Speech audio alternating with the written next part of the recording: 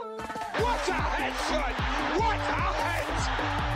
How's it, guys? This is Dayvy, FPL, and welcome back to the Fantasy Premier League video here on my channel. Now, in this video, I'm going to be taking you guys through my own team selection for the upcoming Game Week 12. If you guys want to check out the Game Week 11 review, as we usually do in these team selections, I did cover it at the start of this international break, which is going to be about a week ago. So you guys can go check that out, as I'm not going to be covering my Game Week 11 review in this specific video. The gist of the Game Week 11 review was that we did get a nice green arrow, and I think we're currently sitting just below that top 200k mark. But in this specific video, I'll be taking you guys through firstly my team selection for Game Week 12, and then we'll talk about some transfer options with the 2 free transfers that I do have going to the upcoming Saturday afternoon, morning, evening, wherever you guys are around the world deadline. So that's something you guys are interested in? Sit back, relax, and let's get straight into it. So firstly, as we usually do on these team selections, I'm going to give you guys a reminder about the press conferences. Now, I will say that I am recording this on Wednesday evening. Luckily, my power did come back on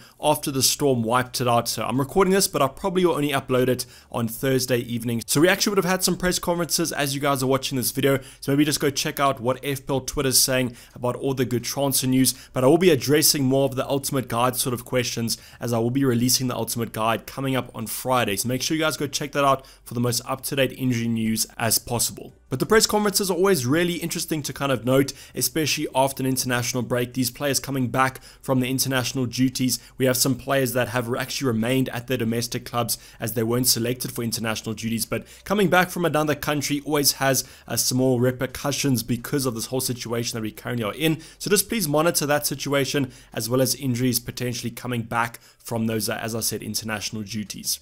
I'd also recommend just waiting maybe another day if you guys haven't made those transfers, as most of the high kind of caliber teams, the high caliber managers, will only be talking on Friday, which is going to be about 2 days time. So just make sure you pay attention to those 2 days, Thursday and Friday, and you should be perfectly fine for the Saturday stream or deadline. Or what you guys can do is just wait for the Saturday deadline stream that I will be doing, as I'll be talking about all the kind of injury news and giving you the most up-to-date team selection as possible. But now going to the actual Game Week 12 team selection, the reason why I wanted to talk about the team before the transfers is just to give you guys some context if maybe you don't know how my specific team is actually setting up for Game Week 12. After this, we'll be discussing those 2 free transfers. If you're going to make 1 free transfer, maybe take a hit for a -3, all that good stuff coming up later. But just to give you guys some context and background, this is my current Game Week 12 team selection, and I'll be taking you guys through each specific player and talking about whether I want to take them out or keep them for the upcoming game week. So I'm going to start off with the bench there. We've got Sanchez against Aston Villa away, and as you guys know, Sanchez picking up a red card in Game Week 11, so he's not going to be featuring in Game Week 12 at all. You guys can put him on the starting 11 if you want to,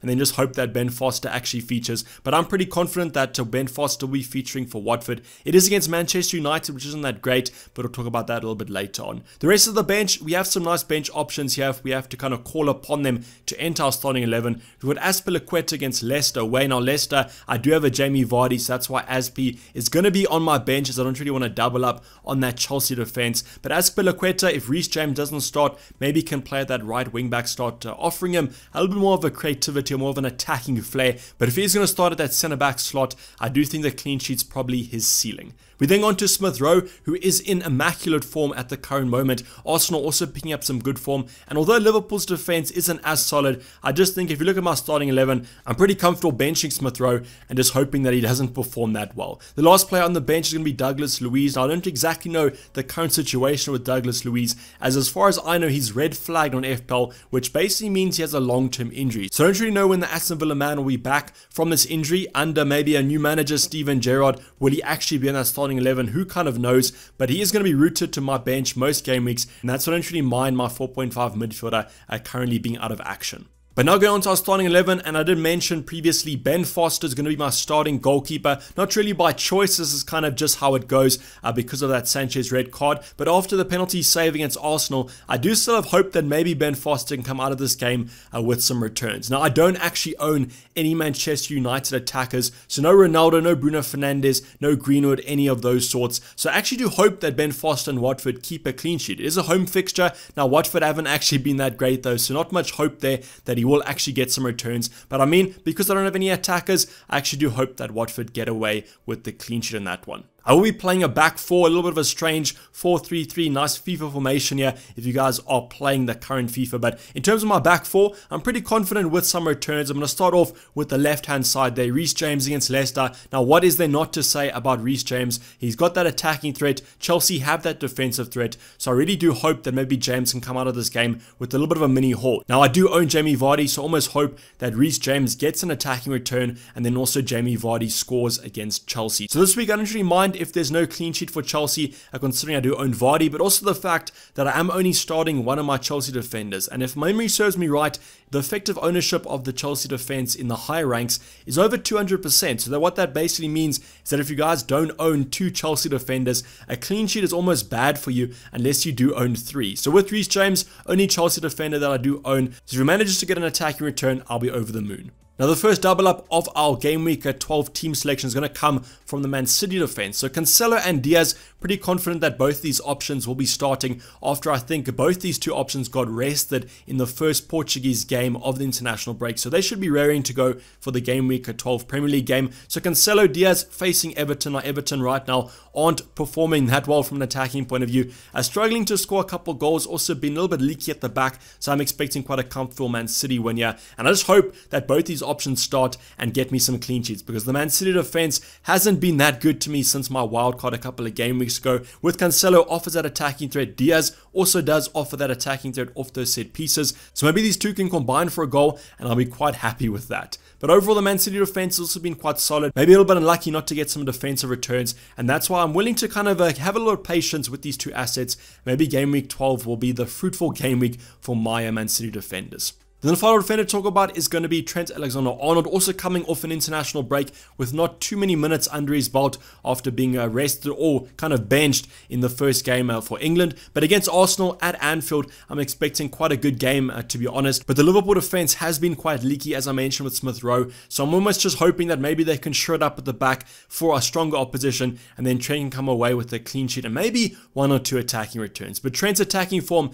has been really good this Premier League season, and that's why I just hope he kind of continues attacking form and maybe scores a cheeky free kick again. Going on to the midfield department, I'm actually quite happy with my three selections. I'm going to start off with the set and forget captain for at least the next couple of game weeks, Mo Salah. Now against Arsenal, if memory serves me right, this does kind of suit the Liverpool's more counter-attacking style, and I think that Mo Salah could come out of this with a couple attacking returns. So he will be my captain here, kind of no questions asked there after being burnt in game week 9 against United. So I think this is a good fixture to go for. I'm not really going to overthink it at this stage of the season. Now my next two options, my more differential options, I'm really hoping that they can kind of get me some returns this week. We're going to start off with Mbeumo. Brentford have not been great against these kind of weaker opposition, and Newcastle kind of fit into that bracket. I do apologize if you are a Newcastle fan, but I think that you pretty much agree with me there that Newcastle haven't been playing that well. And against Brentford, who have been quite shoddy, I think that Newcastle could actually come away with this with a point or three. So with Mbeumo, just kind of hoping that he gets some returns.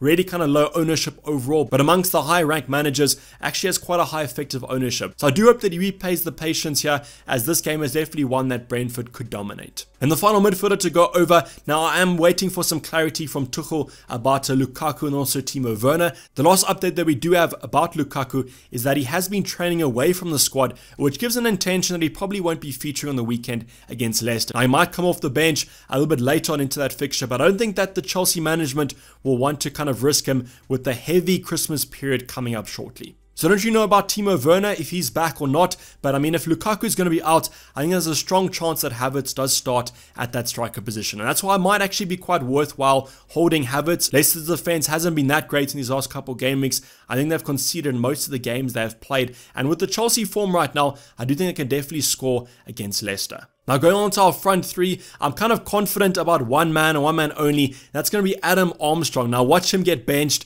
against Norwich away. I actually do think that he will start, considering that he did score against Aston Villa. So carrying a little bit of good form in there. And I think because he was signed on kind of a long-term transfer, they'd rather start him than a Broya. So I really do hope that Armstrong does feature and manages to get some more points like he did in game week 11. So great fixture to go by, mega differential as well. So any kind of points that Adam Armstrong scores is going to be good value in terms terms of the overall rankings. Now, next two forwards, Jamie Vardy and Antonio, I'm a bit less confident about. Antonio plays Wolves, who've actually been quite defensively assured, but West Ham right now are probably the hot team to focus on, and therefore I do think hopefully Antonio gets some returns. It seems like it's been forever since Antonio's got some returns, even though West Ham have been quite free scoring, which is a little bit worrying to go by when you do own their kind of main striker and he's not getting any returns. But maybe against Wolves, this could be more of an cagey affair, and therefore Antonio can maybe get some returns. And then our final player to go over is going to be Jamie Vardy, who does face a tough Chelsea team. Tough because they have been quite defensively assured, but after an international break, there has been some stats that show that Chelsea, after these international breaks, are going a little bit of dip or form. So maybe Jamie Vardy can take advantage of that. Now, I am really hoping that he does get some returns because lots of managers have kind of sold him, has had a price drop, and Harry Kane does look quite tempting, even though he does come in about 2 million more expensive. So overall, the Game Week 12 team does look quite good. It doesn't really look sensational, but I do think it can do the job of getting a green arrow in Game Week 12. But now going on to our transfer plan, and as I did mention earlier on, we do have 2 free transfers in our back pocket, so we can make 2 free transfers for free, but we might also take a -4 hit. And the transfers that I'm really talking about through these next points revolve around Son, Kane, and then only doing 1 free transfer for Game Week 12. So the first combination is going to be getting the South Korean midfielder in. Does come in a little bit more expensive than Havertz, so we will unfortunately have to do some downgrading, and I'm perfectly fine with downgrading one of my defenders. Now, I really would have liked this to be Azpilicueta, not Ruben Diaz. As I mentioned in my kind of Game Week 11 team review, Azpilicueta has become quite a rotation risk, whereas Ruben Diaz is basically guaranteed to start most games for Man City, and that's why Azpilicueta would have been the better option to kind of take out. But unfortunately, because of the price rises to I think Heung-min Son, I unfortunately can't afford those moves, as he's not a defender that costs 3.8 million. So I will unfortunately have to take Ruben Diaz out, and the defender that I could bring in is about 4.0 million. Now, I have actually heighted Tsimikas here, but not because I actually am looking at him, but because some other managers are, and I just want to talk about him for a little bit. So kind of the thinking behind Tsimikas is that Andy Robertson came off in the last Scottish kind of international qualifier with a little bit of an injury, but I do expect him to maybe recover for that for the Arsenal game. And if he does recover for it, I don't think Tsimikas will start. And if he manages to recover next game week, I'm pretty sure that Andy Robertson has the kind of a preference in that left back slot. So Tsimikas, I just want to warn you guys that if you are going to be bringing him in, just be cautious about his rotation, as I don't really think that he's going to be starting if Andy Robertson is back from that injury. But there are other options at 4.0 million. There's a player like a Mankio, a Ben Johnson for West Ham, who's actually been starting at that fullback slot. So there are some options there, although they're not as reliable as those defenders that are slightly more expensive. But the major upgrade that we'll be doing is going to be Havertz for Heung-min Son. Now, I just really have to decide whether I want to bring in a Spurs asset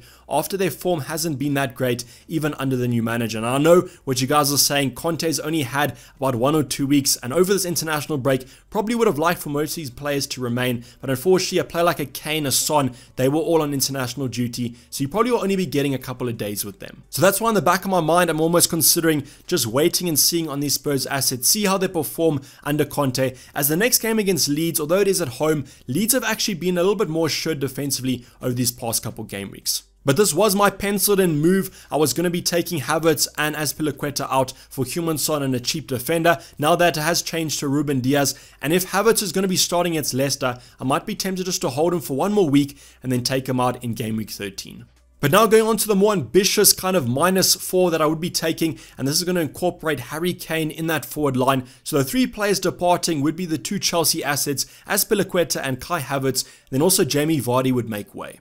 And the players that I would be bringing in look really strong. I've got Livramento here from Southampton, but that could be any kind of 5.0 and below defender. So I could even go for a Reguilon or maybe even more of a budget defender. The other players to bring in will be Diogo Jota after kind of a prolonged injury. Now, I would like some clarity from Jurgen Klopp on Firmino's estimated time out. If it's going to be as the rumored middle of December, I think that Diogo Jota could be absolute FPL gold. Now, I know the past couple game weeks when Firmino has been injured, Jota has simply disappointed, but I'm pretty sure his form looks slightly stronger than when we brought him in a couple of game weeks ago. And let's face it, a 7.5 nailed Liverpool attacker is simply too hard to pass up on, but is it worth taking a Kai Havertz out versus a poor Leicester side? And the final player to bring in is going to be Harry Kane, which is really what this kind of transfer plan is centered around. Now, I could also wait 1 more game week, do kind of Jota and Livramento in for Kai Havertz, and then also Azpilicueta, and then maybe Jamie Vardy, give him game week 13 against Watford. But I also could plan to maybe bring in a Ronaldo with that Harry Kane placeholder. But as I say, this is a more ambitious transfer to go for. Definitely kind of sets our team up better for the long term. But in terms of the short term, I don't exactly know if these moves are going to pan out. And then finally, because I do have 2 free transfers, you can't kind of rule out using 1 free transfer. But if I do only use 1, it might be a little bit of a burn transfer, to be honest. And that's why I have highlighted here Azpilicueta, Sanchez, and Smith Rowe out, simply because these transfers are really kind of luxury transfers to do. And in terms of the kind of only using 1 free transfer, yes, I could do Kai Havertz to Jota out, but right now it does look like Kai Havertz will start against Leicester, and therefore I might want to keep him for 1 more game week. But if I was to do 1 luxury free transfer, it could be Azpilicueta out for a downgrade, it could be Sanchez out for another goalkeeper, or it could be someone like a Smith Rowe to a Gallagher from Crystal Palace. Now all these moves are possible, but they are, as I said, a little bit luxury, and that's why I'm almost unhappy with having 2 free transfers and all these options to kind of look over. I think Sanchez out would probably be my least confirmed transfer, just because I never like to do a free transfer on a goalkeeper. Azpilicueta to a downgrade could also be quite viable, but then you also have maybe Azpilicueta starting against Leicester and not to Reece James, so we could have some rotation there. And then with Smith Rowe, in game week 13 plays Newcastle at home, I do believe, which could be quite a nice fixture for the Arsenal midfielder. So just stay tuned to my deadline stream. As I mentioned earlier on, that'll be the most up-to-date team selection as possible, because unfortunately, I really want to wait for those press conferences coming up on Friday to get that last confirmed international break injury news. But this is basically up to the video, guys. Hopefully you did enjoy it. Please don't forget to like if you did, and subscribe if you have not subscribed yet. I'll be seeing you guys tomorrow for the ultimate guide, so make sure you guys are also checking that out, as well as the deadline stream coming up on Saturday morning, evening, afternoon, wherever you guys are around the world. But I'm going to be signing off. It's been Dayvy FPL, and I'm out. Cheers, bye.